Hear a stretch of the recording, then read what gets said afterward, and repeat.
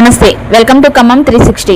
మద్దులపల్లిలో road ప్రమాదం. Edulapuram municipality పరిధిలోని మద్దులపల్లి గ్రామంలో రోడ్డు ప్రమాదంలో గొడ్డు గోర్ల ప్రసాద్ మృతి చెందాడు. రోడ్డు దాటుతుండగా గుర్తు తెలియని కారు ఢీకొనడంతో తలకు తీవ్ర గాయాలయ్యి అక్కడికక్కడే మరణించాడు. సిఐ ముష్కరాజు ఘటనా స్థలానికి చేరుకుని మృతదేహాన్ని పోస్ట్ మార్టం నిమిత్తం తరలించి కేసు నమోదు చేసి దర్యాప్తు చేపట్టారు. ఏఐటియుసిలో చేరిన ఖమ్మం కార్పొరేషన్ డ్రైవర్లు ఖమ్మంలోని municipal staff outsourcing workers union సమావేశం నిర్వహించారు. ఈ సందర్భంగా జిల్లా కార్యదర్శి తోట రామాంజనేయులు ఆధ్వర్యంలో ఖమ్మం నగర కార్పొరేషన్ ట్రాక్టర్ డ్రైవర్లు ఏఐటియుసిలో చేరారు. వారికి రామాంజనేయులు కండువా కప్పి సాదరంగా ఆహ్వానించారు.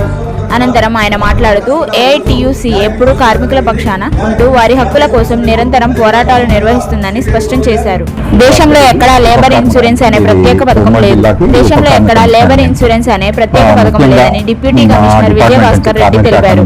ఖమ్మం జిల్లాలో మొత్తం 2.5 లక్షల మంది నమోదు చేసుకోగా ప్రస్తుతం 1.20 లక్షల మంది మాత్రమే యాక్టివ్ గా ఉన్నారని డిప్యూటీ కమిషనర్ విజయభాస్కర్ రెడ్డి తెలిపారు. అయితే ఈ యాక్టివ్ కార్మికుల్లో కూడా 50% మంది అనర్హులే ఉన్నట్లు ప్రాథమికంగా గుర్తించామన్నారు. అనధికారిక ప్రకటనలో అతికిస్తే జరిమానా. ఖమ్మం నగరంలోని రహదారి డివైడర్లు, విద్యుత్ స్తంభాలు, ప్రభుత్వ కార్యాలయ గోడలపై అనధికారిక ప్రకటనలు అతికించవద్దని కేఎంసీ కమిషనర్ అభిషేక్ అగస్త్య హెచ్చరించారు. నగర సౌందర్యాన్ని దెబ్బతీసేలా ప్రవర్తిస్తే కఠిన చర్యలు తప్పవని, నిబంధనలు ఉల్లంఘించే సంస్థలకు ఇప్పటికే నోటీసులు జారీ చేశామని, అక్రమ ప్రకటనలపై భారీ జరిమానాలతో పాటు తొలగింపు ఖర్చులను వసూలు చేస్తామని స్పష్టం చేశారు. బాధితులకు పూర్తి పట్టాలు అందే వరకు పోరాటం ఆగదు. వెలుగుమట్ల ప్రాంతంలో ఇళ్లు కోల్పోయిన బాధితులకు ఇళ్ల స్థలాలు కేటాయించే వరకు పోరాటం ఆపబోమని సిపిఎం జిల్లా కార్యదర్శి నున్నా నాగేశ్వరరావు స్పష్టం చేశారు. ఖమ్మం కలెక్టరేట్ వద్ద నిర్వహించిన భారీ ధర్నాలో ఆయన మాట్లాడారు. భూదాన భూముల నుంచి పేదలను తొలగించి ఇప్పటికీ పునరావాసం కల్పించకపోవడం ప్రభుత్వ వైఫల్యమేనని మండిపడ్డారు. బాధితులకు తక్షణమే నివేశన స్థలాలు మంజూరు చేసి న్యాయం చేయాలని డిమాండ్ చేశారు. కార్మికుల సమస్యలు పరిష్కరించాలి. మున్సిపల్ అవుట్సోర్సింగ్ కార్మికుల సమస్యలను ప్రస్తుతం తక్షణమే పరిష్కరించాలని ఏఐటియుసి జాతీయ సమితి సభ్యులు బీజీ క్లైమెంట్ డిమాండ్ చేశారు. గిరిప్రసాద్ భవన్ లో ఆయన మాట్లాడుతూ కార్మికులు రేయంబవళ్లు శ్రమిస్తున్నా తక్కువ వేతనాలు, ఉద్యోగ భద్రత లేకపోవడం అన్యాయమన్నారు. హెల్త్ అలవెన్స్లు సక్రమంగా చెల్లించాలని, పని ప్రదేశాల్లో రక్షణ పరికరాలను కల్పించాలని కోరారు. ఎగ్జిట్ పాయింట్ల వద్ద అప్రమత్తంగా ఉండాలి.